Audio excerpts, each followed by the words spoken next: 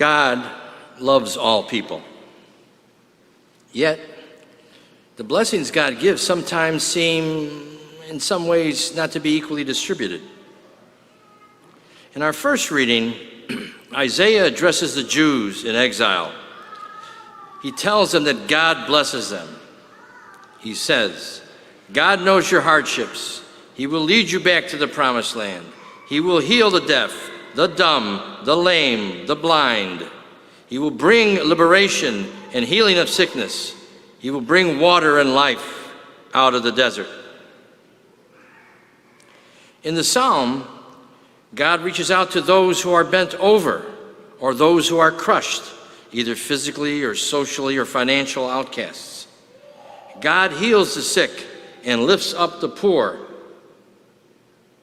James tells his community not to show partiality towards those who are rich, prestigious, or famous. All are to be treated equal. Any favoritism must mirror God's actions to choose the poor and lowly over the rich and powerful. In our gospel today, Jesus traveled to the pagan lands and cured a non-Jew of hearing and a speech impediment. He tells a man not to broadcast his cure to anyone. This is known as the Messianic secret. By that we mean Jesus does not want people to come to him simply because he is a miracle worker. The full understanding of his ministry cannot be easily understood until after the resurrection. It is very human to want to be associated with those who have wealth and power and fame. We even say that people who seem to have everything have many blessings.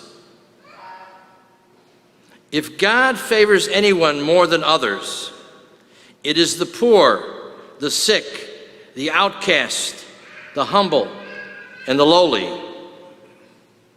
If we are truly to be holy as God is holy, we are called to show the same concern for the disenfranchised and the less fortunate, just as God does. The readings today should make us look at how we treat others and our attitude towards wealth and fame. Jesus is reaching out to us. He is touching our ears and our tongue, and also our eyes and our mind. He is saying to us, Epipha, be open. We are to be open to those who truly need our help. We should be open to God's presence in those who are less fortunate than us. We must hear and take to heart the words of James today when he says, listen, my beloved brothers and sisters, did not God choose those who are poor in the world to be rich in faith and heirs of the kingdom which God promised to those who love God?